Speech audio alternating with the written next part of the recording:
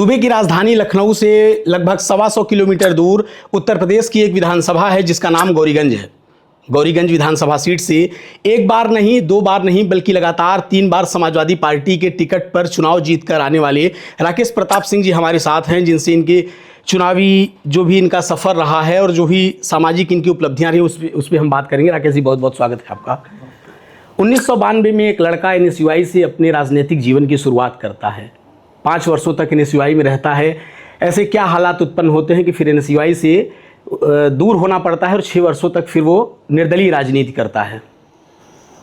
मैं NSUI का inter college अध्यक्ष से लेकर जिला अध्यक्ष तक रहा और कुछ दिन तक महासचिव के दायित्व का भी निर्वहन किया और 3 प्रदेश अध्यक्षों के साथ मैंने NSUI में काम किया। जब भी कोई संकट आया तो कोई कांग्रेसी एक बार फोन करके, एक बार मिल के या एक बार घर जाके कभी भी सहयोग करने का या आश्वासन देने का काम नहीं किया। तो नेता के साथ, मुखिया के साथ काम तभी किया जा सकता है जब उसमें हम अपना भविष्य सुरक्षित देखते हैं और उसके साथ कंफर्ट महसूस करते हैं कि उसके साथ काम कर सकते हैं। शुरुआती जीवन में राजनीति में आने का क्या पारिवारिक पृष्ठभूमि राजनीति की थी या आप ही पहले ऐसे व्यक्ति थे जिन्होंने परिवार से राजनीति की तरफ रुख किया था? नहीं, गांव में छोटी मोटी राजनीति, पिताजी प्रधान रहे, बड़े ताऊ जी, पिताजी से जो बड़े भाई थे वो जिला परिषद के सदस्य रहे और जब मैं NSUI का अध्यक्ष था तो वो ब्लॉक प्रमुख गौरीगंज के थे। लेकिन विधानसभा तक की राजनीति किसी की नहीं थी, बस ब्लॉक प्रमुख तक हमारे परिवार में रहा। एक लड़का जो क्रिकेट में रुचि रखता था फिर सियासत की तरफ कैसे एकाएक आ गया? हाँ, मैं क्रिकेट खेलता था, क्रिकेट अच्छा खेलता था और मेरा स्पोर्ट्स कॉलेज में सिलेक्शन भी हुआ था। मैं थोड़ा सा एक दिन ओवर एज होने के नाते स्पोर्ट्स कॉलेज नहीं जा पाया। मेरे साथ के मैं गोपाल शर्मा जी के साथ खेला हूँ, मैं मनोज प्रभाकर जी के साथ खेला हूँ, आशीष विष्टनजयदी जी के साथ खेला हूँ। कम से कम उस समय जब 90 की दशक में 8-10 ऐसे रणजी प्लेयर थे जिनके साथ में क्रिकेट खेला करता था। तो सब ईश्वर तय करता है आपको कहाँ जाना है। स्पोर्ट्स कॉलेज में सिलेक्शन नहीं हुआ, गांव में रहता था, प्राइमरी से पढ़ के निकला था। हॉस्टल और स्टेडियम परिवार भेजना नहीं चाहता था। खेल में परिवार का लगाव नहीं था, जागरूकता नहीं थी, मैं ये कहूँगा खेल के प्रति। नहीं तो आज जहाँ बैठा हूँ कहीं और होता। क्षमता थी कि मनोज प्रभाकर जी की भी गेंद पे छक्का मारा गया है और मनोज प्रभाकर जी के स्टंप को भी तोड़ा गया है। आशीष विष्टनजयदी को भी घायल किया गया है और उनकी गेंद पे भी छक्का चौका मारा गया है। क्षमता थी लेकिन समर्थन नहीं मिला, सहयोग नहीं मिला। तो ये माना जाए कि उसी हिसाब से अब सियासत में दुश्मनों के छक्के छुड़ा रहे हैं राकेश जी? नहीं, मैं ये नहीं कहूँगा। मैं केवल जन सेवा भाव से अपने काम को कर रहा हूँ और ये तो मैं अपने पूज्य क्षेत्र की जनता को बारंबार बधाई दूंगा और उनका आभार व्यक्त करूंगा कि वो मेरी सेवा को मजदूरी जो मैं करता रहता हूँ, ईमानदार मालिक की तरह उसको सूद ब्याज सहित हमको मजदूरी दे के अपनी सेवा का अवसर प्रदान करते हैं। वो कौन सी घटना थी जिसकी वजह से कम उम्र में ही राकेश प्रताप सिंह जी को 1 महीने 27 दिन शायद जेल काटनी पड़ी थी? हाँ, क्या घटना थी? वो एक ऐसी घटना थी कि ईद के दिन क्रिकेट को ही लेकर आपस में विवाद हुआ और उसमें गोली भी चली, बम चला और बड़ी घटना हुई, कई लोग घायल हुए। उसमें 307 में मैं जेल गया, 1 महीने 27 दिन जेल में रहा और 1 महीने 27 दिन हम 2 भाई और मेरे 1-2 सहयोगी जेल रहे। और मैं उस समय NSUI का जिला अध्यक्ष था, लेकिन कांग्रेस के ब्लॉक अध्यक्ष से लेके और उस समय हमको लगता है कि कैप्टन सतीश शर्मा हमारे सांसद और पेट्रोलियम मंत्री होते थे। उनके 5 कोऑर्डिनेटर, 5 विधानसभाओं के और 1 लोकसभा का कोऑर्डिनेटर, उनका कार्यालय पे अलग अलग स्टाफ जो होता था। किसी ने 1 घंटे का समय निकालकर जेल तक जाने की जहमत नहीं उठाई या घर जेल नहीं जा सकते थे तो घर ही जाके परिवार के साथ बैठ के थोड़ा समय व्यतीत करते कि आपका बेटा हमारा भी कार्यकर्ता है, मेरे भी परिवार का सदस्य है और चिंता मत करिएगा, वो परिवार की सदस्य की तरह मैं आपके साथ लाके उसको खड़ा करूँगा और पार्टी का काम करवाऊँगा और उसको आगे बढ़ाऊँगा। तो जब ये नहीं कर सकते तो उनके साथ काम नहीं हुआ और वहीं से मैंने जेल से निकलते ही मैंने जिलाध्यक्ष पद से इस्तीफा दिया और निर्दलीय राजनीति लगभग 6 साल निर्दलीय राजनीति किया और निर्दलीय राजनीति करते हुए भाई को जिला पंचायत सदस्य का चुनाव 2000 में लड़ाया। 362 वोट से उस चुनाव को सरकार के विरोध में जीता और रिकाउंटिंग करा के उसमें 22 वोट से हमको हरा दिया गया।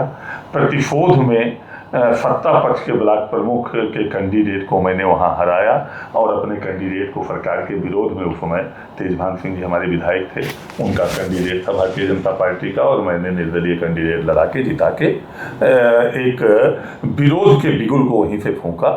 और वही दिन है कि आज हम वहीं से चलते चलते लड़ते झगड़ते सभी बड़े नेताओं से लड़ते क्षेत्र में आज गौरीगंज की जनता ने अपना हमदर्द माना और अपना हमदर्द मान के सेवा का अवसर प्रदान कर दिया। 2003 में सोटा और पोटा का वो कौन सा दौर आया जब आप सपा के साथ है? हाँ, मैं निर्दलीय राजनीति करता था और बहन मायावती जी के उस समय गवर्नमेंट थी, भारतीय जनता पार्टी के समर्थन से बनी थी जी। अक्षय प्रताप जी से राजा भैया, अक्षय प्रताप जी हमारे मतदाता हैं, हमारे क्षेत्र के ही रहने वाले हैं और प्रतापगढ़ से एमएलसी हैं। और निश्चित तौर से उस समय मेरे अभिभावक के तौर पे राजा भैया, अक्षय प्रताप जी लोग सब लोग थे जिनमें मैं अपना भविष्य भी देखता था। कम उम्र में वो लोग भी राजनीति में बहुत आगे बढ़े थे और उनसे ये देखता था कि इसी तरह हमको भी आगे राजनीति में बढ़ना है। तो उन पे मायावती जी का पोटा और फोटा दोनों चला और हम लोग भी इस स्थिति में थे कि जब दूसरे की छत पर भी सोते थे तो हमेशा मन में ये भय बना रहता था कब पुलिस उठा के फर्जी मुकदमे में जेल भेज देगी या पोटा में मुझे भी सम्मिलित कर देगी। तो गौरीगंज में एक दुर्घटना हुई, समय कांग्रेस का विधायक था, कांग्रेस के विधायक जीते थे 2002 में नूर मोहम्मद जी, बिजली का शॉक लगने से बिजली का शॉक लग गया था, उसका स्वर्गवास हो गया था। उपचुनाव हुआ तो उसी समय माननीय नेताजी का, अमर सिंह जी का कार्यक्रम लेके और बड़ी संख्या में प्रधान ब्लॉक प्रमुख जिला पंचायत सदस्यों के साथ मैंने लगभग 2-3 हज़ार लोगों के साथ समाजवादी पार्टी की सदस्यता ले ली थी। और उसके बाद से समाजवादी पार्टी और जब सदस्यता ली उसी समय मुझे युवजन सभा का अध्यक्ष बना दिया गया सुल्तानपुर, और सुल्तानपुर अमेठी सुल्तान जिला बनता टूटता रहा तो सुल्तानपुर अमेठी कभी अमेठी कभी सुल्तानपुर का मैं युवजन सभा का जिला अध्यक्ष रहा। 5 में खुद ब्लॉक प्रमुख हुआ और ब्लॉक प्रमुख संघ का जिला अध्यक्ष हुआ और युवजन सभा का जिला अध्यक्ष तो था ही। उत्तर प्रदेश प्रमुख संघ का प्रदेश उपाध्यक्ष हुआ, सुप्रीम कोर्ट तक मुकदमे लड़े प्रमुखों के अधिकार के और कहीं ना कहीं उसमें सफलता भी मिली। तो इस तरह से राजनीति का जो निर्दलीय से सपा की तरफ जाने का कारण था वो यही था कि वो मायावती के पोटा और फोटा दोनों का विरोध करना और जो अन्याय हो रहा था, जो अत्याचार हो रहा था, उसके लिए विरोध में खड़े होकर उनको न्याय दिलवाना। साल आया 2012 का, जब पहली बार आप विधायक बने, कहा गया कि समाजवादी पार्टी से टिकट मिलने में भी काफी अड़चनें आई थी, राजा भैया का सहयोग आपको मिला था, क्या कहेंगे? 2010 में मैंने फिर से मायावती जी की सरकार बन गई थी और 2010 में उत्तर प्रदेश में सबसे ज़्यादा वोट से सपा के कैंडिडेट को ब्लॉक प्रमुखी चुनाव में जिताने का काम मैंने किया था। कहीं निर्विरोध हुआ हो मैं उसको नहीं कह सकता हूँ सत्ता पक्ष का या, लेकिन विपक्ष के जितने लोग जीते थे लड़ के चुनाव, उसमें उत्तर प्रदेश में गौरीगंज में सबसे ज़्यादा वोट से हमारा कैंडिडेट जीता था जिसको मैंने लड़ाया था। और मेरी पत्नी अयोध्या मंडल में सबसे ज़्यादा वोट से जिला पंचायत जीती थी। मेरा हक बनता था कि मुझे गौरीगंज में टिकट मिले। तो 4-5 लिस्टों तक टिकट नहीं, 5वीं लिस्ट में मेरा नाम घोषित हुआ था, मुझे याद है। और जब मुझे टिकट घोषित हुआ मेरा तो मैंने युवजन सभा के पद से भी अपने को अलग किया कि मैं विधानसभा का चुनाव लड़ूंगा।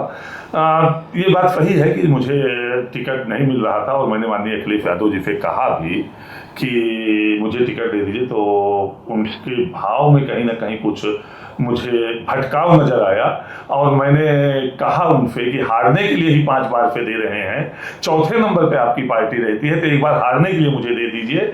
मैं इतना आपसे वादा कर रहा हूँ, रनर या विनर रहूंगा, अगर रनर से भी नीचे रहूंगा तो कभी आपसे टिकट नहीं मांगूंगा। फिर भी मुझे राजा भैया के आशीर्वाद से, राजा भैया के सहयोग से, अक्षय प्रताप जी के समर्थन से मुझे टिकट मिला और गौरीगंज की जनता ने मात्र 503 वोट से जिता के उत्तर प्रदेश की विधानसभा में भेजने का काम किया। और उस विधानसभा से मुझे भेजने का काम किया जिस विधानसभा में कभी समाजवादी पार्टी की जमानत नहीं बचती थी। आपने कहा समाजवादी पार्टी की जमानत नहीं बचती थी, पहली बार विधानसभा का चुनाव लड़ रहे थे, छात्रों की राजनीति की थी, ब्लॉक प्रमुख रहे थे, पंचायती चुनाव देखे थे, कितनी चुनौतियां थी 2012 के चुनाव में? बहुत चुनौतियां थी। लोगों का भरोसा भी नहीं था। विरोधी सब चौथे नंबर पे ही बता रहे थे, इसलिए कि हमेशा पार्टी चौथे नंबर पे थी। एक वहाँ स्थापित सभा के नेता को लगातार परिवार को टिकट मिल रहा था, उसका टिकट कटा था। पूरी पार्टी 33 में से 27 सेक्टर अध्यक्ष, 4 में 3 ब्लॉक अध्यक्ष, विधानसभा अध्यक्ष, सब पार्टी छोड़ के चले गए थे। उसके बाद भी सुबह 7 बजे से पदयात्रा शुरू करता था, हर चौखट, हर दूरी पे लेके हवेली तक, झोपड़ी से लेके हवेली तक, सबके आशीर्वाद लेने के लिए सबके दरवाजे पर गया।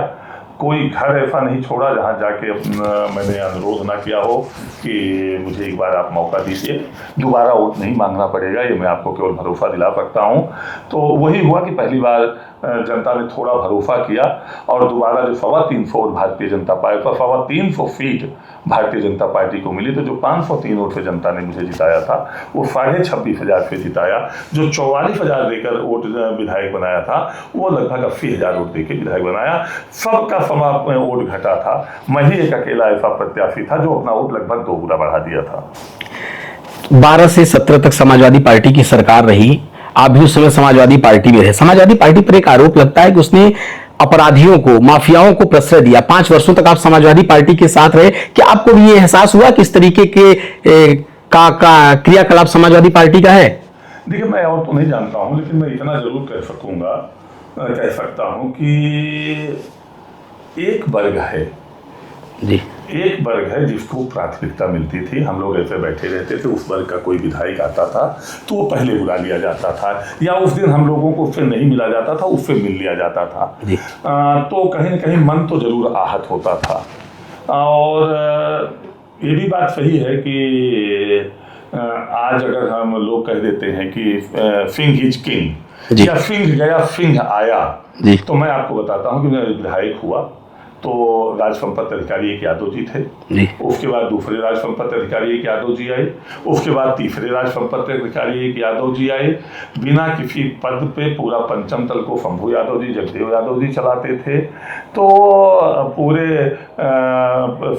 सेवा चयन बोर्ड को अनिल यादव जी चलाते थे, एक छोड़ के वो सभी बोर्डों को वही चलाते थे। तो ये किसी पे आरोप लगाना, इतनी ऊंची बात करना मेरी समझ नहीं आता है।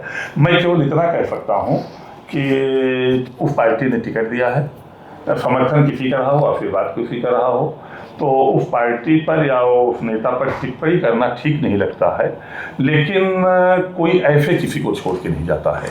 आपने कहा कि कोई कहीं ना कहीं कमी या कोई कहीं समस्या हुई होगी तभी आदमी छोड़ा होगा। आपने कहा एक विशेष वर्ग के लोग आते थे, बुला लिया जाता था, वो विशेष वर्ग कौन सा है? आप सब लोग जानते हो, शायद आप यादव वर्ग की बात कर रहे हैं। आप सब लोग जानते हो, पूरा प्रदेश जानता है। प्रदेश के 5 साल के बच्चे से भी पूछो और 95 साल के बुजुर्ग से पूछो तो भी बता देगा। आप मेरा मुंह क्यों गंदा करवा रहे हैं? साल आया 2017 का, एक आपका बयान खूब वायरल हुआ। आप जनचौपाल को संबोधित कर रहे थे, कहा था कि बसपा के नामांकन में कौन कौन गया था सबको जानता हूं, जीन्स शर्ट कुर्ता पैजामा पहन लिया तो नेता बन रहे हैं, मैं चाहता तो नाक रगड़वा सकता था, ये लेकिन मेरी शराफत है। ये कौन सी शराफत? नहीं, शायद उसने उस घटना को तोड़ बटोड़ के या उसको बिना जाने, इसलिए हम इस पूरी वीडियो पर आपका पक्ष, मेरा कई बयान आया था जी। ऐसा हुआ था, वो एकदम मेरे गांव के बगल की ग्राम सभा है और उसी गांव में मेरी जमीन सब कुछ है। वहां जाके मेरे सगे भतीजे ने, मेरा एक भतीजा है जो जाके कुछ अभद्रता और बदतमीजी कर दिया था जी। और मैं उसी गाँव में चौपाल कर रहा था और वहां के लोग उस बात की शिकायत कर रहे थे कि भैया आपका परिवार बताइए, हम आपका सम्मान करते हैं, आपको एक तरफा 90% 80% वोट देते हैं और आपके लोग ही अगर हमको, आपके परिवार के लोग अगर हमको अपमानित करेंगे, बेइज्जत करेंगे, कोई ठीक है कोई चला गया रहा होगा तो उसको हमसे बताना चाहिए था। उस गांव में जाके भद्रता हमारे भतीजे को कोई अधिकार नहीं है जाके करने का। तो उस समय मैं मीटिंग कर रहा था, बड़ी भीड़ थी और सामने से भतीजा आ गया और वही जीन्स, नीली जीन्स सफ़ेद शर्ट में था। तो उसको मैं उसी समय डांटा कि जो नीली जीन्स और सफ़ेद पैंट शर्ट घूम के पहन रहे हो, ये सब हमारी मेहनत और ये जो लोग खड़े हैं हमारे प्रेम में खड़े हैं, तुम्हारी गुंडे और अब तुम्हारी अराजकता पे नहीं खड़े हैं और मैं अपने पे आऊँगा तो तुम नाक रगड़ दोगे इनके सामने। मतलब जनता के सामने ही नाक रगड़ने की बात आई या मेरे सामने भी रगड़ोगे, मैं परिवार के छोटे हो मुझसे अगर, तो मेरे सामने भी रगड़ना पड़ेगा उसको अगर वो कहीं अराजकता फैलाएगा तो। 2017 से 22 तक देखा गया आप जनता के मुद्दों को अक्सर उठाते रहे। एक सड़क का मामला था, 2021 में आपको इस्तीफा देना पड़ गया था विधानसभा की सदस्यता से, क्या मामला था? देखिए, उस पर मैं बहुत छोटा सा मुद्दा था, 2 फर्कों का, जिसके लिए मैं समिति में लगाया था, सदन में भी लगाया था। और मैं अगर पूरी तरह से उस पर आपको खुल के बोलूं तो वो भी एक राजनीतिक हथकंडा था जी। माननीय योगी आदित्यनाथ जी मुख्यमंत्री उत्तर प्रदेश जी, मैं क्षत्रिय विधायक जी, और मैं अगर लखनऊ में आंदोलन करूंगा सरकार के विरोध में तो पूरा प्रदेश में एक मैसेज जाता जी कि अगर ठाकुर ही क्षत्रिय ही सरकार से नहीं संतुष्ट है तो संतुष्ट कौन है। ये हमारा अखिलेश यादव जी का संयुक्त षड्यंत्र था। षड्यंत्र का आप भी हिस्सा थे? मैं रचयिता मैं था, सहमति केवल उनकी थी, अखिलेश जी की सहमति केवल उनकी थी, रचयिता मैं था कि मैं आंदोलन करता हूं, मैं इस्तीफा देता हूं, मैं सरकार के विरोध में खड़ा होता हूं तो मैसेज एक अच्छा जाएगा। तो उस पर अखिलेश जी ने सहमति दिया और मैंने 2 फर्कों को मुद्दे को लेकर अनशन किया तो सब कुछ किया, फर्मदान करके बनवा दिया। लेकिन दुर्भाग्य है कि चौराहे पर, हजरतगंज जैसे चौराहे पर, जिस चौराहे पर स्वयं माननीय राष्ट्रीय अध्यक्ष जी आधे घंटे नहीं बैठ पाए, जिस चौराहे पे आधे घंटे प्रियंका गांधी नहीं बैठ पाई, उनका एक साधारण सा विधायक, एक ग्रामीण अंचल से आया विधायक 11 दिन तक अनशन पे था, अखिलेश जी का एक भी फोन नहीं आया और खुद सहमति देके बैठ पाए थे धरने पर। इससे ज्यादा जीवन में मुझे राजनीतिक कष्ट कभी नहीं पहुंचा है अपने लोगों से, अपने अभिभावक से, अपने मुखिया से। कि आप लोगों ने फोटो देखी होगी किस तरह से पुलिस ने हाथ बांध के डिप लगवाया था, उसमें मेरी किडनी और लीवर प्रेशर हो गया था, 2 के ऊपर कीटोन चला गया था, 1.7 के ऊपर क्रिप्टम चला गया था, तो रात में उठा के ले जाके डिप लगाया गया था। वो फ्रंट पृष्ठ पे छपी थी वो फोटो, हाथ बंधा। तब भी अखिलेश जी को एक बार तो फोन करना चाहिए। एक शिकायत सत्ता से भी तो होनी चाहिए। लखनऊ के पौष इलाके में एक विधायक इतने दिनों तक अनशन पे रहता है, सरकार की तरफ से किसी ने आपसे बात की थी उस मामले में? मैं जिस दिन बैठा था उसी दिन योगी जी का फोन आया था और जिस दिन मैं अस्पताल में था उसके सुबह 7 बजे योगी जी का फोन आया था। क्या कहा योगी जी ने? क्यों, ये मुझसे बता देते, ये मैं करवा देता। और पहले तो बैठा तो सेहत का ख्याल रखना, ये अभिभावक के तरह योगी जी ने कहा था। और दूसरे दिन जब फोन किया तो कहा कि 32 घंटे में बीपी सिंह की किडनी चली गई थी, तुम्हारा दिमाग खराब है। डांट के उन्होंने कहा, गार्जियन जैसा डांटता है कि तुम्हारा दिमाग खराब है, तुम 48 घंटे पे पानी नहीं पिए हो, जीवन से बढ़ के कुछ होता है। मेरी आंखों में आंसू आ गया था जब योगी जी ने अभिभावक की तरह मुझे डांटा था। उसके बाद फिर समाजवादी पार्टी से चुनाव लड़े 22 का। मैं इतना ज्यादा बोल चुका था सरकार के विरोध में, इतना मुखर होके प्रतिशोध कर चुका था सरकार का कि उस समय भी मुझे कहा गया था भाजपा से लड़ने के लिए जी। इसमें कोई छिपाने की बात नहीं है, लोगों ने कहा था भाजपा से लड़ने के लिए, लेकिन उस समय मैं उचित नहीं समझा कि आज मैं आपको गाली दूं और कल आपके साथ चाय पीऊं, ये स्वभाव में नहीं है। बीते दिनों की एक घटना खूब चर्चा में रही जब आपके साथ अभय सिंह और समाजवादी पार्टी के विधायक मनोज पांडे के साथ कई समाजवादी पार्टी के विधायकों पर क्रॉस वोटिंग का आरोप लगा। पूरी घटना क्या थी और उसके बारे में थोड़ा आप ब्रीफ करें। मैं केवल आपको 2-3 चीज बताता चाहता हूं उसमें। एक तो आपने एक अनशन की बात किया और जी मैंने कहा कि अखिलेश जी का उसमें फोन नहीं आया जी। उसके बाद एक वीडियो आपने देखा होगा नगर पालिका के चुनाव में, मैंने बिल्कुल हाथ उठा दिया था जी, 2 वर्ष पूर्व की बात है। हाँ, लगभग 2 वर्ष हो गया जी। तो उस घटना के बाद भी अखिलेश जी का फोन नहीं आया। उसके कुछ दिन पहले मेरा एक एक्सीडेंट, शिवपाल यादव जी ने उस पर आपका बचाव किया था। शिवपाल यादव जी ने किया था। शिवपाल यादव जी का पहला बयान मेरे पक्ष में आया था। तो शिवपाल यादव जी मुझसे पूछ सकते हैं कि भाई मैंने तो बात किया था, तो क्यों बागी बने बैठे हो, लेकिन शिवपाल यादव जी पूछेंगे नहीं।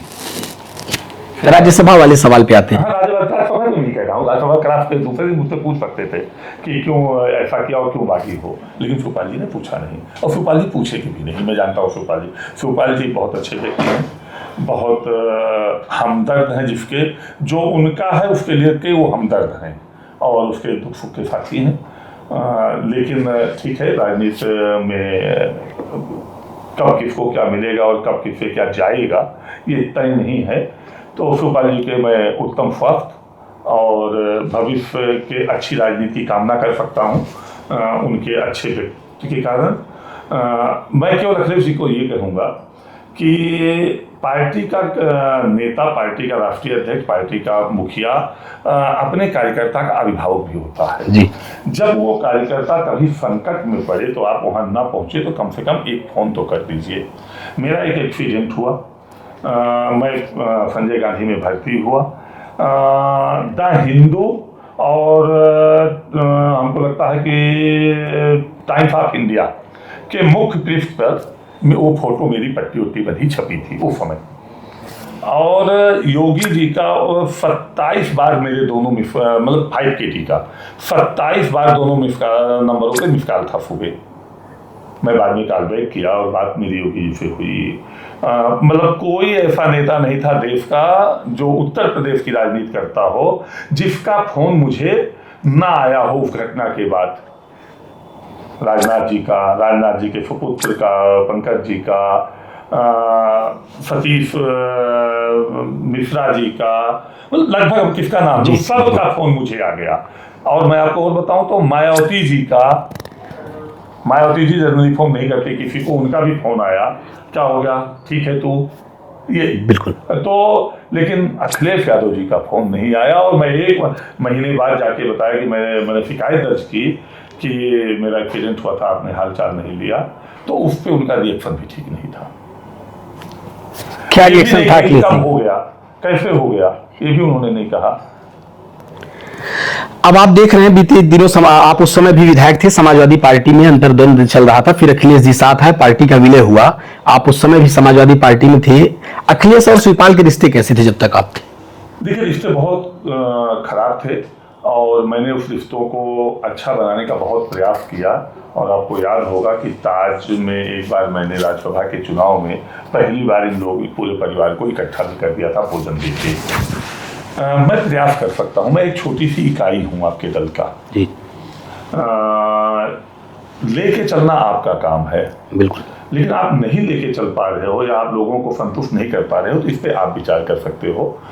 मैं केवल इसका बेहतर जवाब शिवपाल जी, अखिलेश जी दे सकते हैं कि दोनों के रिश्ते कैसे हैं, लेकिन मैं केवल इतना कह सकता हूँ कि ना कभी ठीक था, ना अभी ठीक है, ना कभी ठीक होगा। आपने जिस वीडियो का जिक्र किया, थाने के अंदर एक विधायक को हाथापाई की नौबत कैसे आ गई?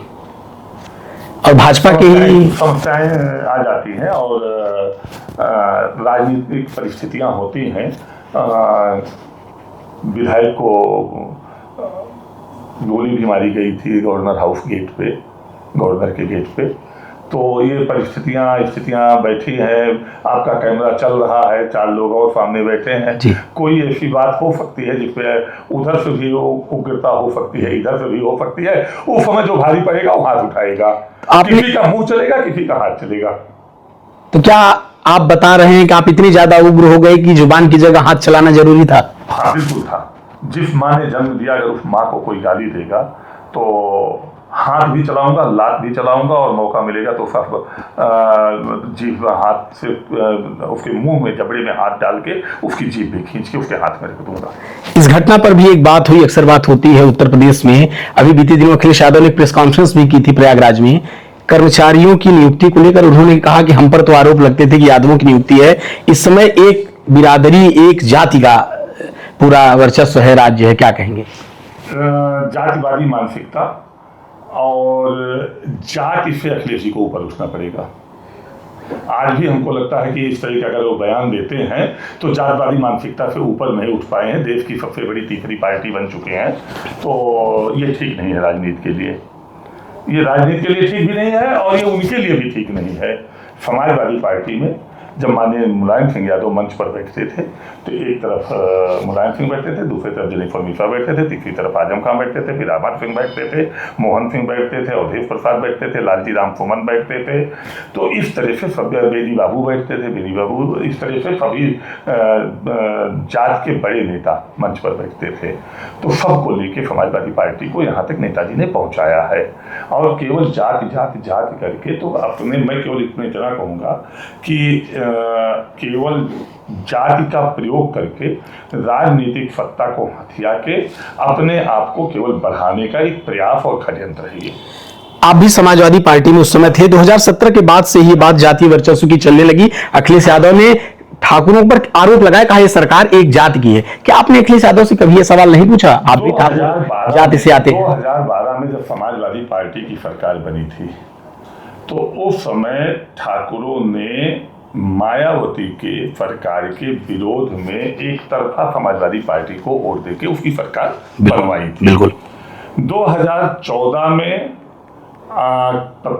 मोदी जी के या तो चेहरे के नाम पे या मोदी जी अपने कर्मों के वजह से समाजवादी पार्टी 5 सीटों पे समिट गई। उसके बाद से चाहे इसको जो कहा जाए, लेकिन उसके बाद से जब से जाति का मामला आया है और उसके बाद से जब से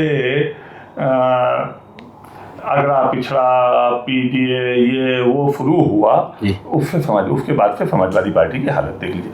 17 में सरकार समाजवादी पार्टी की बननी चाहिए थी, नहीं बनी। चलिए मोदी जी का एक नया चेहरा आया था 14 के बाद मोदी जी के नाम पर, लेकिन 17 से 22 के बीच में जी तो बर्फी थाली अखिलेश जी ने अपने हाथ से दूसरे को दे दी। यही करके समाजवादी पार्टी में है आप अभी इस समय? पूछता हूँ जी, एक पार्टी का राष्ट्रीय अध्यक्ष जी, उत्तर प्रदेश जैसे राज्य का पूर्व मुख्यमंत्री, नेता प्रतिपक्ष उत्तर प्रदेश जैसे राज्य का, और वो मंच से ये कहें कि मैं अपने घर में बगल में सोता हूँ तो धुआं निकलता है, पेंटर बाल्टी में पेंट लेके जाते हैं तो मैं पूछता हूँ क्या है तो बताते हैं चिलम का धुआं है। इससे ऊंची बात क्या हो सकती है?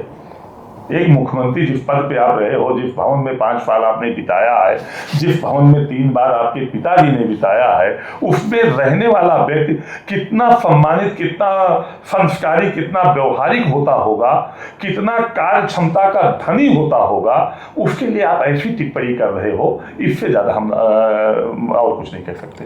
जब उनसे इन बातों पर पूछा जाता है तो कहते हैं कि सबसे पहले मुझ पर आरोप लगे, मुझे टोटी चोर बोला गया, तो किसने बात कही थी?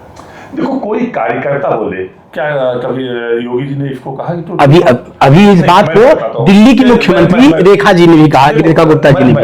यूपी की राजनीति अखिलेश करते हैं, यूपी के बाहर कहीं चुनाव भी नहीं लड़ते हैं। क्या कभी योगी जी ने कहा मुख्यमंत्री होने के बाद? क्या कभी अमित शाह जी राष्ट्रीय अध्यक्ष होते हुए कहे? क्या कभी प्रधानमंत्री नरेंद्र मोदी जी ने इस बात को कहा? क्या कभी संघ प्रमुख मोहन भागवत जी ने कहा, जिस पे वो टिप्पणी करते हैं संघ पे हमेशा?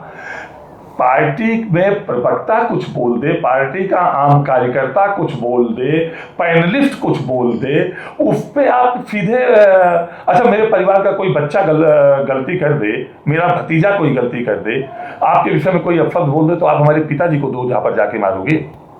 बताओ, आप गलती कर रहे हो कि मेरा बच्चा गलती है? कौन गलत है बताओगे? मैं एक प्रश्न आपको छोड़ रहा हूँ। कार्यकर्ता गलती करेगा और आप मुख्यमंत्री पे टिप्पणी करोगे, तो ये ठीक नहीं है। और टोटी चोर भी कहना, जिसने भी कहा है मैं उसकी भी निंदा करता हूँ। ये बहुत ओछी बात है, बहुत ओछे शब्द हैं। पूर्व मुख्यमंत्री के लिए टोटी चोर कहना या पूर्व मुख्यमंत्री टोटी चुराएगा, ये ठीक नहीं है, ये कहना भी ठीक नहीं है। आपको इस समय समाजवादी पार्टी का विधायक कहा जाए? मैं टेक्निकली समाजवादी पार्टी का विधायक हूं, लेकिन मैं समाजवादी पार्टी की नीतियों, रीतियों, सिद्धांतों से सहमत नहीं हूं। अभी आप जिस तरीके से आपकी फोटो अभी बीते दिनों मुख्यमंत्री योगी आदित्यनाथ जी के साथ आई, तो क्या समझा जाए भाजपा में जा सकते हैं राकेश जी? भविष्य तय नहीं है। आज मुझे आप हमारे चैनल पे मेरे साथ डिबेट कर रहे हैं, पॉडकास्ट कर रहे हैं, कल हो सकता है किसी और चैनल में पॉडकास्ट कर रहे हो मेरे साथ और मैं आपके प्रश्नों का जवाब दे रहा हूँ। इतना मैं कह सकता हूँ कि जो विधायक अपने क्षेत्र का विकास चाहता होगा, जो विधायक अपने क्षेत्र में अच्छी सड़कें, अच्छी व्यवस्था, अच्छी बिजली, अच्छे जल से किसानों की सिंचाई हो सके, उसकी चिंता करता होगा, वो मंत्रियों और विधायकों के यहाँ, मंत्रियों और मुख्यमंत्री के यहाँ जाएगा। और अगर नहीं जाता है तो वो अकर्मक विधायक है, उसमें जातीय समीकरण या दल के नाम पे भले वो जीत के आ रहा हो, वो अपने काम के नाम पे नहीं जीत के आ रहा है। आपने कहा 2012 के चुनाव में राजा भैया का योगदान था आपको टिकट दिलाने के लिए, संयोग था। फिर परिस्थितियां क्या आई कि 2022 के चुनाव में राजा भैया ने आपके खिलाफ प्रत्याशी उतार दिया जनसत्ता दल का? राजनीतिक परिस्थितियों का व्यक्ति और राजनीति दोनों परिस्थितियों की दास होते हैं। पार्टी उन्होंने बनाई, पार्टी का कैंडिडेट उन्होंने लगाया, लेकिन कभी भी राजा भैया मेरे सामने पड़े तो मैंने उनके सम्मान में कोई कोताही नहीं की। जहाँ पहले बड़े की तरह उनका मैं छोटा हूँ, उनका पैर छुआ, आशीर्वाद लिया। वो अपना काम किया, मैंने अपना काम किया। मैं केवल इतना कह सकता हूँ कि वो कल भी मेरे लिए बड़े थे, वो आज भी मेरे लिए बड़े हैं और वो कल भी मेरे लिए बड़े रहेंगे। वो बड़े थे, बड़े हैं और बड़े रहेंगे। अभी आपकी विधानसभा में बीते दिनों अखिलेश यादव जी थे, उन्होंने कहा कि जिन लोगों ने दल बदल के या दिल बदल के क्रॉस वोटिंग की वो लोग एहसान फरामोश हैं, और आपके लिए विशेष करके कहा कि अब चुनाव नहीं जीत पाएंगे। देखिए, मैंने कहा ना कि जिनके साथ 22 साल काम किया गया है, 20 साल, और जो मेरे मुखिया के तौर पे रह चुके हैं, उनके किसी भी शब्द पे मैं कोई टिप्पणी नहीं करना चाहता हूँ, इसलिए कि मेरे माँ बाप ने ऐसा कोई संस्कार मुझे नहीं दिया है। जिसके माँ बाप ने जैसा या जिसके पृष्ठभूमि ने जैसा संस्कार दिया होगा उस तरह का वो बयान देगा। मैं केवल इस पर इतना कह सकता हूँ कि अखिलेश जी को इस जरूर तय करना चाहिए कि विधायक गद्दार है या संगठन। जिला अध्यक्ष साइकिल की बटन नहीं दबाता, जिला अध्यक्ष का परिवार साइकिल की बटन नहीं दबाता गौरीगंज में। विधानसभा अध्यक्ष साइकिल की बटन नहीं दबाता, उसका परिवार साइकिल की बटन नहीं दबाता। युवजन सभा का अध्यक्ष साइकिल, मतलब सारे फ्रंटल संगठनों के अध्यक्ष साइकिल की बटन नहीं दबाते हैं। जिला पंचायत सदस्य और जितने पार्टी पैनल से जीते थे, जब जिला पंचायत का चुनाव था तो सबसे पहले भाजपा में जाके वोट क्रॉस वोटिंग है, और पूरे प्रदेश में ये हुआ। कितनों को अखिलेश जी ने निकाला, कितनों के खिलाफ कार्रवाई किया कि तुम पैनल पे जीते थे, तुम कैसे उधर वोट दे सकते हो। तो पहले अखिलेश जी को ये तय करना पड़ेगा कि गद्दार संगठन है या गद्दार विधायक है, और अगर संगठन गद्दारी करेगा तो विधायक संगठन के बल पे चुनाव लड़ता है या अपनी मल्टीनेशनल प्राइवेट लिमिटेड कंपनी का प्रयोग करते हुए संगठन के साथ चुनाव लड़ता है, और संगठन ही गद्दारी करेगा तो विधायक कैसे वहां चुनाव लड़ेगा। तो हमको लगता है कि गौरीगंज अमेठी का संगठन गद्दार है, विधायक गद्दार नहीं है। 2024 के चुनाव में आपके घर स्मृति ईरानी जी आई, आपने खुला ऐलान उनके समर्थन में किया। दबी जुबान से लोग ये भी कहते हैं कि अखिलेश आपके लिए कहते हैं कि आप समाजवादी पार्टी में थे 19 में, लेकिन तब भी आपने समर्थन स्मृति ईरानी जी को ही वोटिंग कराई थी। क्या इस बिल्कुल गलत आरोप है, और मैं प्रभारी था लोकसभा चुनाव का बाहर। 14 में भी मऊ का प्रभारी था, 19 में कहीं और किसी लोकसभा का प्रभारी था, और ये सब कह के अपने कर्म, अपने क्रियाकलापों पे कहीं ना कहीं अच्छा बहुत छोटी छोटी बातें होती हैं। राष्ट्रीय अध्यक्ष ये कह दिए कि तो हर चुनाव में एक गाड़ी खरीदता है। अरे भाई, 262 बीघे जमींदार के परिवार में मेरा जन्म हुआ, आपका जन्म एक मास्टर के परिवार में हुआ। मैं गाड़ी खरीदता हूँ, आपको चुभती है, आप हेलीकॉप्टर खरीदो, आप लंदन में बंगला बनवाओ, आप ऑस्ट्रेलिया में होटल खुलवाओ, आप दुबई में धंधा करो, आप 5 करोड़ की गाड़ी खरीदो, आप लखनऊ में सबसे महंगी जगह पे सबसे बड़े प्लाट पे रहो, और विधायक की एक गाड़ी भी आपको चुभती है कि वो गाड़ी खरीद लेता है तो आपको खलता है। आप मंच पे इससे आपके छोटे मन का पता चलता है। या ये मैं कहूँ कि एक विशेष जाति या विशेष वर्ग के अलावा दूसरा कोई सुख संपत्ति बढ़ाए, वो उनको हजम नहीं होता। राजनीति से जुड़ा आखिरी प्रश्न आपसे, एक आरोप लगा था, उस पर आपका पक्ष जानना चाहते हैं। अखिलेश जी ने कहा था कि राज्यसभा चुनाव में वोटिंग के बदले मोटी रकम और फ्लैट मिले थे, कितनी सच्चाई है उनकी इस आरोप में? मैं इस पे इतना कहूंगा, अखिलेश जी ने एक बयान अभी बीच में और दिया था, जो दर से दगा करता है वो दर दर भटकता है। आप भूल रहे हैं, मैं बता देता हूं उनके शब्द को। तो जो अपनों से दगा करता है, जो अपनों का नहीं होता, जो अपनों के साथ नहीं खड़ा हो सकता, वो किसी का नहीं हो सकता, और किसी के साथ नहीं खड़ा हो सकता, और किसी का वफादार नहीं हो सकता। इतने में सब कुछ समझ लीजिए, यही कहूंगा। और दूसरा मैं ये कहूंगा कि राज्यसभा के चुनाव में आप कैंडिडेट किसको बनाए हैं, इस पर भी विचार करना चाहिए। मैं केवल इतना कह के अपनी बात को समाप्त कर रहा हूं आपके साथ। बूथ पे कौन खड़ा होता है? पार्टी का कार्यकर्ता। रोड पे आंदोलन कौन करता है? पार्टी का कार्यकर्ता। पुलिस की लाठी कौन खाता है? पार्टी का कार्यकर्ता। जेल कौन जाता है? पार्टी का कार्यकर्ता। अपने परिवार के भविष्य को न्यौछावर कौन करता है? पार्टी का कार्यकर्ता। सजा कौन पाता है? पार्टी का कार्यकर्ता नौकरी में नहीं जा सकता है, चुनाव नहीं लड़ सकता है। और राज्यसभा बनना होगा तो कोई बंबई से चला आएगा, कोई ब्यूरोक्रेट रिटायर्ड चला आएगा, तो पार्टी का कार्यकर्ता केवल गोली खाएगा, केवल लाठी खाएगा, कोई जेल जाएगा। और मैंने तो उसको वोट दिया है जो पार्टी का महासचिव आपके रह चुका है, कोषाध्यक्ष, राष्ट्रीय कोषाध्यक्ष रह चुका है। संजय सेठ जी की बात आप कर रहे हैं। मैं नाम क्यों ले रहे हैं इतने? वो किसको राष्ट्रीय कोषाध्यक्ष बनाए थे वो पहले तय कर ले। तो हमारे कितनी मोटी रकम लेके राष्ट्रीय कोषाध्यक्ष बनाए थे ये तय कर ले। पहले ये तय कर लें कि कितनी मोटी रकम लेके राष्ट्रीय कोषाध्यक्ष बनाए थे, उसमें उसका फिर मेरा तय कर लें। इतना कह सकता हूं कि अमेठी की राजनीति करता हूं और उस अमेठी की राजनीति करता हूं जहां प्रधानमंत्री बनता था या वहां का सांसद जिसको चाहता था वो प्रधानमंत्री बना देता था जेब से निकाल के। तो चाहे बोलने वाला हो, ना चलने वाला हो, ना कुछ करने वाला हो, वो भी प्रधानमंत्री वहां का सांसद बना देता था। वो नहीं खरीद पाया हमको। तो ये संजय सेठ या और ये लोगों का क्या हैसियत है? कोई पैसे से नहीं खरीद सकता है।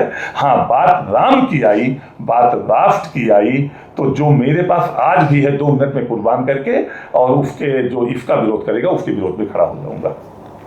राम पहले भी थे, 2012 में भी इस तरीके की उस समय भी आरोप लगते थे मुलायम सिंह यादव जी पर कि उन्होंने राम भक्तों पर गोलियां चलवाई। 3 बार उसी पार्टी से विधायक भी रहे आप। तो एक सवाल ये बनता है कि उस समय बिल्कुल मैं आपसे सहमत हूँ।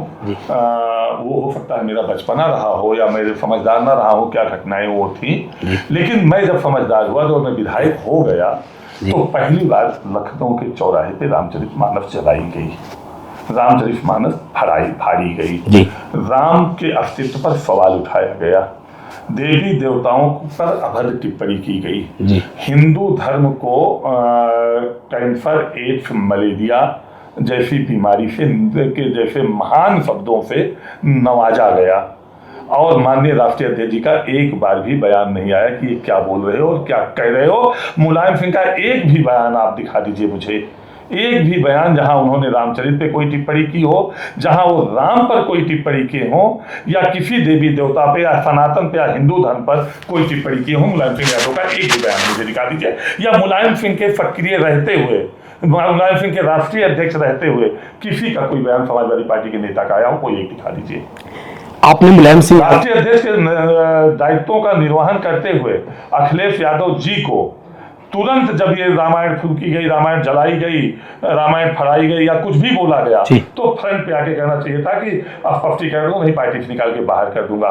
लाखों लाख सनातनी हिंदू धर्म में जन्मे लोग जो राम को भी मानते हैं और राष्ट्र भक्त भी हैं, आपके पीछे आपकी जय जयकार करते हैं, उनकी भावनाओं को कितना ठेस पहुंची होगी आपको विचार करना चाहिए इस पर। आपने मुलायम सिंह यादव जी का भी कार्यकाल देखा है, अखिलेश जी का भी, दोनों में समानता क्या है और अंतर क्या है? आसमान का अंतर है। नेताजी का हाथ पकड़ के हम लोग ब्लॉक प्रमुख और युवजन सभा अध्यक्ष होते हुए लड़ लेते थे, अपनी बात कह लेते थे, अपनी बात मनवा लेते थे। और आज की स्थिति यह है कि कोई भी समाजवादी पार्टी का नेता और कार्यकर्ता आंख उठा के अखिलेश जी से आंख मिला के बात नहीं कर सकता। हैसियत नहीं है किसी की। अगर अखिलेश जी कह दे कि मोबाइल प्लास्टिक का बना है, ये मोबाइल लकड़ी का बना है, तो पूरी पार्टी में किसी भी नेता की हैसियत नहीं है कह दे कि नहीं ये तो मेटल का बना है, ये किसी की हैसियत नहीं है। ये अंतर है। नेताजी के समय में लोग कह देते थे कि नेताजी ये गलत है, तो नेताजी उस पर डिस्कशन करते थे और मानते थे कि हाँ ये गलत है। राजनीतिक सवालों की फेहरिस्त को खत्म करते हैं। गाड़ियों का नंबर 0036 है, विशेष कोई इसके पीछे की कहानी है क्या? नहीं, ऐसा कुछ नहीं है। 9 होता है। 9 को आप जितनी बार 9 से मल्टीप्लाई करेंगे जी, लाख बार करिए, अंत में पूरे अंक को जोड़ेंगे तो 9 ही आएगा जी। तो उसी तरह से 9 नहीं कटता है, उसी तरह से मेरे जीवन में कुछ कटने ना पावे, ऐसे जीवन मस्ती से चलता रहे, उससे एक सीख लेता हूँ और उस पर विचार करता हूँ, आगे बढ़ता रहता हूँ। इसीलिए 36 लिया। और उसका दूसरा कारण भी है कि मेरा जब जिला बना था तो मैंने एक क्वालिस गाड़ी खरीदी थी 2002 या 3 में जी। तो उस जिले को अलॉट हुआ था 36, तो उस समय मैंने लिया 360036। तो ये होता है, लोगों का शौक होता है कुछ VIP नंबर या इस तरह के, तो वो 36 मुझे ऐसा मेरे साथ चिपक गया कि वो क्वालिस रहते हुए मेरे पास टाटा स्टेट भी आ गई, मेरे पास गाड़ियों का एक काफिला बढ़ता गया। और जहाँ भी जिस गाड़ी को छुआ नहीं, जिस मिट्टी को भी छुआ उस गाड़ी पर बैठकर उस नंबर की गाड़ी पे वो फोना होती गई, तो बस उससे चलता। महंगी गाड़ियों और लंबे काफिलों का शौक रखते हैं राकेश जी? नहीं, मेरे पास जितनी सुरक्षा है, जितनी उस सुरक्षा पे गाड़ियों पर बैठे उतनी गाड़ी पे चलता हूँ। मेरे पास वाइफ फैमिली की सुरक्षा सेंटर की है और 2 रनर मुझे यहाँ पे लाता है, तो ये मिला के लगभग 5-6 लोग हो जाते हैं। तो और मेरे एक यारो मिला के लगभग 8-10 लोग हो जाते हैं। मैं 2 गाड़ी से यहाँ चलता हूँ। क्षेत्र में 1-2 लोग साथ में चलते हैं जो, तो वहाँ 3 गाड़ी से बड़े काफिले से नहीं चलता हूँ और इससे कम से चल भी नहीं सकता हूँ। पर विधायक होने के पहले भी मैं 2 ही गाड़ी से चलता था। काफिले को लेकर तो बात हो गई, असलहे कौन से रखते हैं? मेरे पास एक अपनी खुद की राइफल है और एक पिस्टल है। लेकिन मैं क्षेत्र में या कहीं भी अभी भी आपके सामने उतरा हूँ तो प्राइवेट असला लेके नहीं चलता हूँ। सरकार ने इतनी सुरक्षा दी है कि जितनी से मेरी सुरक्षा हो सके, और वैसे भी मुझे लगता है कि मुझे ऐसा कोई खतरा नहीं है कि जिसमें जो है बहुत प्राइवेट असला है उसमें। और असलहों का प्रदर्शन करना मुझे ठीक भी नहीं लगता है। लोग जो करते हैं वो भी मुझे नहीं अच्छा लगता है। कभी कभार क्षेत्र में कोई दूसरा साथ में जो असलहे लेके चलते हैं, अगर वो गाड़ी लेके आ जाते हो, कहीं निमंत्रण में उतरता हूँ तो उनको कह देता हूँ कि अपने असलहे गाड़ी में पहले रख के आओ। तो कहीं ना कहीं लगता है कि असलहों के प्रदर्शन से जनता से दूरी होती है जो लोग लेके चलते हैं। जनता इसको पसंद नहीं करती है। जनता आपसे 1 to 1 बात करना चाहती है। जनता आपके हाथ पकड़ के रोक के जबरदस्ती अपनी बात को सुना के और मनवाना चाहती है। और जब असलहे होंगे तो कहीं ना कहीं आप में के दिमाग पे उसका भूत चढ़ा रहेगा और उसको शांति से उसकी बात आप नहीं सुन पाएंगे, या वो असलहों की छाया में रहेगा तो वो भी अपनी बात नहीं कह पाएगा खुल के। इसलिए असलहे जो मेरे पास जो सुरक्षा है, कभी भी आते हैं लोग पैर छूते हैं, हम किसी का पैर छूते हैं, हाथ लगाते हैं, मैं डांट देता हूँ, नहीं बीच में आप नहीं आओगे। तो लगता है जिस तरीके से इस समय सियासत का चलन है, इन चीज़ों से बचा जा सकता है? बिल्कुल बचा जा सकता है। और जो बहुत प्राइवेट असलहे लेके चलते हैं, बहुत दिन तक राजनीति में सर्वाइव नहीं किए हैं। आप इतिहास देख लीजिए, वो 1-2 चुनाव जीते हैं और उसके बाद जनता उनसे नफरत करने लगी है। जनता सुकून चाहती है, जनता शांति चाहती है, जनता खुल के अपनी बात आपसे कहना चाहती है।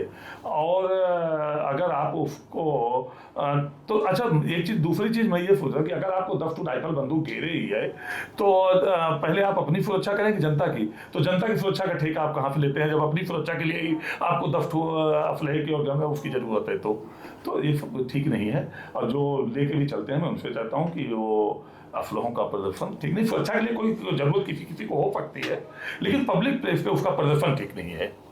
क्षेत्र में खूब दबदबा है। नहीं, ये लोगों से बात की जाए तो आपकी बाहुबल की तस्दीक लोगों की बातें करती हैं। नहीं, आप किसी दिन रविवार को मेरे घर आइए और अपने कैमरे और अपने साथियों के साथ आइए। सुबह का ब्रेकफास्ट करिए, दोपहर का लंच करिए, और किस तरह से अंतिम अंत्योदय जिसको कहा जाता है, अंतिम पायदान पे खड़ा व्यक्ति अपने विधायक से कैसे लड़ता है, वो अपने कैमरे में कैद करिए। और इन अराजक मानसिकता के लोगों को, एक जनसेवक को जो माफिया अपराधी गुंडा बताते हैं, उनको जरूर दिखाइए कि मुझसे किस तरह से महिलाएं, किस तरह से बुजुर्ग, किस तरह से गरीब, जिनकी फटी बवाई है, फटी लंगोटी है, फटी बनियाइन है, वो मुझसे किस तरह से लड़ता है, किस अधिकार से लड़ता है, वो आके आप वहाँ देखिए। तो मेरे क्षेत्र में मेरा बुजुर्ग जो है, मैं उसके लिए उसका पुत्र हूँ।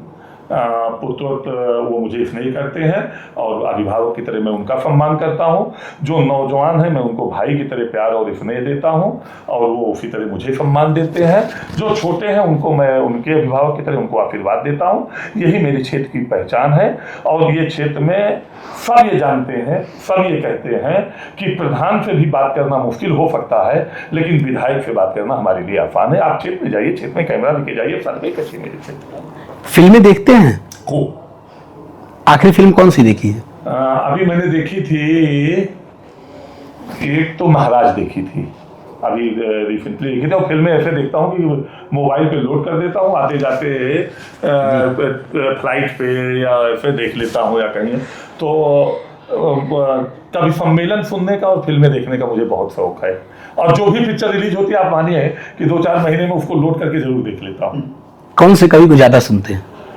जो भी तनाव न दे, मस्त रखे जीवन में, अब मैं टीवी पे लाफ्टर चैनल देखता हूँ, जैसे मैं आपको बताऊँ सब चैनल देखता हूँ, जी। तो फिर तारक मेहता का उल्टा जी। चश्मा, या वो कौन टीवी पे वो आता है भाभी जी घर में है, इस तरह के चैनल देखता हूँ कि देखो भाई, मैं सीधी बात, मैं जीवन को एंजॉय करता हूँ, राजनीति को भी एंजॉय करता हूँ। मैं कोई शुगर नहीं बढ़ाना चाहता, कोई बीपी नहीं बढ़ाना चाहता। अभी नपा लीजिए, 1 किलो आम खा के आया हूँ, चावल पराठा पर जलेबी दही सब खा के आया हूँ, 120 के नीचे शुगर होगा, और अभी बीपी नपा लीजिए तो एक 80 से 85 नीचे वाला, और 120 से 125 ऊपर वाला होगा। तो पूरे मस्ती से जीवन को जीता हूँ, जन सेवा करता हूँ, क्षेत्र में मजदूर की तरह रहता हूँ, बाहर मौज मस्ती करता हूँ। विधायक बनने से पहले और अब के जीवन में क्या बदलाव देखते हैं? जैसे 25 साल पहले था वैसे आज भी हूँ। जो ओजन 25 साल पहले था वही ओजन आज भी है। जो व्यवहार क्षेत्र में अपनों के प्रति 25 साल पहले था वही आज भी है। जिस गुल्लैया की दुकान पे, जिस मूंगफली की दुकान पे, जिस चाट की दुकान पे 25 साल पहले अपनों के साथ खड़े होके फटल्ला चाट खाता था, गुल्लैया उठा के खा लेता था, मूंगफली उठा के खा लेता था, वो आज भी करता हूँ। कोई परिवर्तन नहीं है। और ये विधायकी आज रहेगी, कल जाएगी, कल रहेगी, परसों जाएगी, इसको जाना ही जाना है। हमेशा राजनेताओं को इस बात का ध्यान रहना चाहिए कि राजनीति में चुनाव हारना जीतना लगा रहेगा, राजनीति कभी नहीं हारना चाहिए। आप पूर्व भी रहें और रोड से निकले तो 4 लोग यही कहें कि अरे जनता ने बहुत गलती किया इसको हरा के। एक बार विधायक बनने के बाद जहां गाड़ी घोड़ा काफिला रसूख बन जाता है, वहां क्या ये मानते हैं 3-3 बार विधायक बनने के बाद जनता के बीच उसी तरीके से उपस्थित रहा जा सकता है? हाँ, बिल्कुल रहा जा सकता है। आज भी कोई क्षेत्र की मर्जी नहीं छोड़ता हूँ। आज भी क्षेत्र की कोई आग लगती है तो उसके घर जाना नहीं भूलता हूँ। आज भी कोई शादी ब्याह मेरे परिवार से या मुझसे नहीं छूटता है। निमंत्रण बढ़े हैं, संख्या बढ़ा दिया हूँ चलने वालों की, लेकिन छूटेगा कोई नहीं। ऐसे रहा जा सकता है जब तक शरीर आपका साथ है। और कोई जरूरी नहीं कि आप 80 साल के हो जाइए तब तक राजनीति करिए, 90 साल के हो जाइए। मैं बड़े नेताओं को कोई टिप्पणी नहीं करता हूँ, लेकिन मैं ये कहता हूँ कि जब आपका शरीर साथ ना दे और जब आपके कार्यकर्ता को दरोगा, पुलिस या कोई चौराहे पे पटक के पीट दे और उसी चौराहे पर उसका आप प्रतिशोध ना कर सकें, जब ये शारीरिक क्षमता आपकी ना बचे तो आपको राजनीति छोड़ देना चाहिए। इस बातचीत के अंतिम दौर में कुछ नामों का मैं जिक्र करूंगा, उनके बारे में आप क्या सोचते हैं? नरेंद्र मोदी, देश को दुनिया में सबसे बड़ी पहचान दिलाने वाला प्रधानमंत्री। राहुल गांधी, अच्छे व्यक्ति हैं। राजनेता, दुर्भाग्य है कि अच्छे व्यक्ति हैं बस। योगी आदित्यनाथ, कट्टर प्रशासनिक क्षमता उनमें है और मुख्यमंत्री के तौर पे बिना भेदभाव के सत्ता का संचालन। अखिलेश यादव, आपको भी पता है, मुझे भी पता है, क्यों आपको मुंह खुलवा रहे हैं? जो अपनों का नहीं वो किसका? उत्तर प्रदेश के जितने भी क्षत्रिय बाहुबली नेता हैं उनसे संबंध कैसे हैं? मेरे पूरे प्रदेश के सभी दल के सभी नेताओं से बहुत अच्छे संबंध हैं। और मैं केवल क्षत्रिय नेताओं से नहीं, मैं सहारनपुर के जो भी नंबर 1 के वार्ड के विधायक होंगे उनसे भी मेरा उसी तरह का संबंध है जिस तरह से मेरा योगी आदित्यनाथ जी से संबंध है। तो आपने देखा इस पूरी बातचीत में राकेश प्रताप सिंह जी ने बताया किस तरीके से उन्होंने अपने राजनीति की शुरुआत की और आज वो जिस मुकाम पे हैं। उनका कहना है कि 25 वर्ष पहले मैंने गौरीगंज के जिस चौराहे से सियासत शुरू की थी, आज भी उस चौराहे पर रुकता हूं। तो ये बातचीत आपको कैसी लगी कमेंट बॉक्स में हमें जरूर बताएं।